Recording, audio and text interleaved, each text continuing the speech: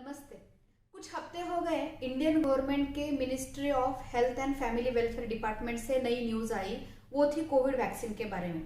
उसमें mainly 2 point बताए गए थे। फर्स्ट था 15 से 18 साल के लोगों को वैक्सीन का टीका लगवाना। उनका जो टीका या डोसेस रहेंगे वो जैसे हमारा वैक्सीन था उसी तरह से पहला टीका लगेगा और फिर से सेकेंड टीका लगेगा।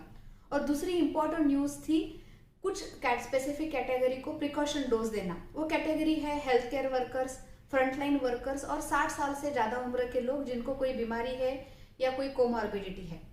उसी प्रिकॉशन डोज को ही हम लोग बूस्टर डोज कहते हैं। और आज हम लोग उसी बूस्टर डोज के बारे में बात करेंगे कि ये बूस्टर डोज क्यों लगवाना है, किसे लगवाना है, कैसे लगवाया जा सकता है और कब लगवाना है। सबसे पहले हम लोग ये देखते हैं कि प्रिकॉशन डोज या बूस्टर डोज देना क्यों रिकमेंड है। एक तो पिछले कुछ महीनों में through out the world Omicron के वायरस से होने वाले केसेस काफी बढ़ गए हैं। इंडिया में भी वो काफी केसेस है और वो दिन ब दिन बढ़ रहे हैं बिकॉज उसका स्प्रेड काफी फास्ट है।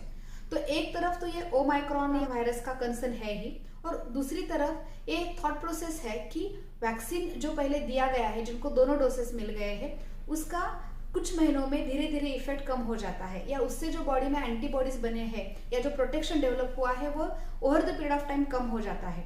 और जब वो कम हो जाएगा तो कुछ महीनों के बाद उस व्यक्ति को फिर से इन्फेक्शन होने का या सीरियस इन्फेक्शन होने के चांसेस है या रिस्क रहेगी।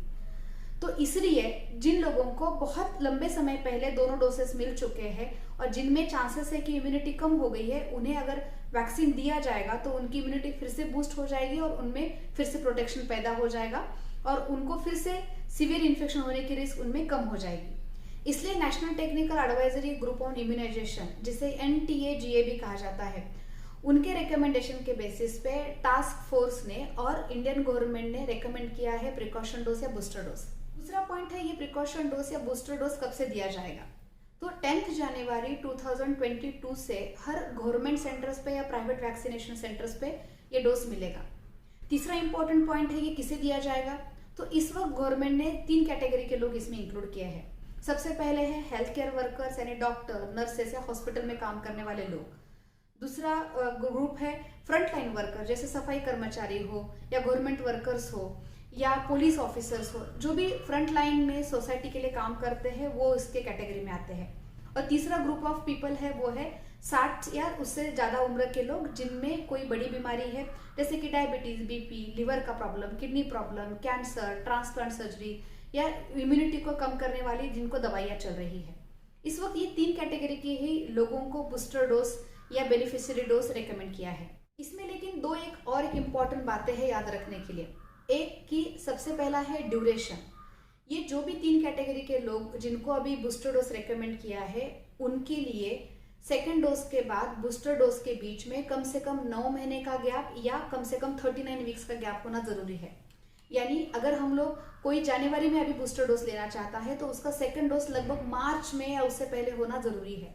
अगर ये गैप इतना है तो ही वो बूस्टर डोज के लिए एलिजिबल है या वो बूस्टर डोज ले सकता है। और एक इम्पॉर्टेंट बात यह है कि पहले काफी सारे रिसर्च में या साइंटिफिक कमिटी ने सोचा था कि किसी को अगर एक टाइप का बूस्टर डोज मिला है तो उसको बूस्टर दूसरे टाइप के वैक्सीन से मिलना चाहिए। यानी किसी को अगर कोवैक्सीन का फर्स्ट और सेकंड टीका लगाया है तो उसको कोविशील्ड अगर मिलेगा तो उसकी इम्यूनिटी और बढ़ सकती है।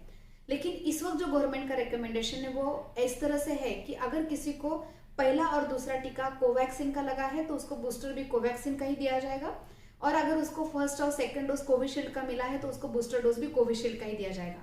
यानी जिस कैटेगरी का वैक्सीन आपने फर्स्ट और सेकंड डोज में लगाया है उसी कैटेगरी का वैक्सीन आपको बूस्टर डोज में भी लगेगा। अभी आखिरी पॉइंट है आज का कि वो है कि ये बूस्टर डोज एक व्यक्ति कैसे ले सकता है।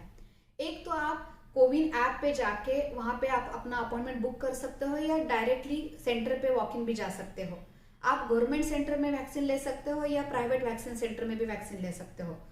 गवर्नमेंट सेंटर में आपको ये वैक्सीन फ्री ऑफ कॉस्ट मिलेगा, प्राइवेट सेंटर में उसके जो चार्जेस है वो आपको पे करने पड़ेंगे। किसी भी 60 इयर्स या उससे ज़्यादा उम्र के लोगों को जिनको बीमारी है, जिनको ये वैक्सीन का बूस्टर डोज रेकमेंड किया है, उनको अलग से कोई सर्टिफिकेट प्रोड्यूस करने की इस वक्त ज़रूरत नहीं है। लेकिन हाँ, आप अपने ट्रीटिंग डॉक्टर से एक बार बूस्टर डोज लेने से पहले ज़रूर बात कीजिएगा। ये जो रिकमेंडेड कैटेगरीज है उनमें अगर आप आते हो और अगर आपके सेकेंड डोज के बाद से लेके अभी तक 9 महीने से ज़्यादा गैप हो चुका है तो आप डेफिनेटली 10 जनवरी के बाद वैक्सीन के लिए जा सकते हो। या इसके लिए एलिजिबल कैंडिडेट के लिए, एलिजिबल लोगों के लिए कोविन ऐप से भी एसएमएस आ जाएगा बूस्टर डोज के लिए। ये जो बूस्टर डोज रिलेटेड वीडियो है आप बाकी लोगों से शेयर कीजिए जो लोग बूस्टर डोज के लिए अभी जाने वाले हैं या जो लोग इस कैटेगरी में आते हैं, ताकि उनको ये प्रोसेस है वो आसान हो जाए और उनके कोई क्वेश्चंस हो गए तो उनका आंसर देने में हम मदद करें। मैं डॉक्टर सुषमा जाधव, मैं ट्रीटिंग फिजिशियन हूँ और मैं एक आपसे गुजारिश करना चाहती हूँ। पिछले कुछ हफ्तों में हम लोगों ने ओपीडी बेसिस पे क्लिनिक में हमें रोज फिर से नए नए कोविड के पेशेंट मिल रहे हैं या फिर से कोविड इन्फेक्शन बढ़ रहा है। इसलिए मैं सबसे गुजारिश करूंगी कि अपना ख्याल रखना, जो प्रिकॉशंस है मास्क पहनना, सोशल डिस्टेंसिंग मेंटेन करना, हैंड सैनिटाइजेशन करना, उसको ज़रूर फॉलो कीजिए। अपना और बाकी सब लोगों का ख्याल रखिए। फिर मिलते हैं। Thank you.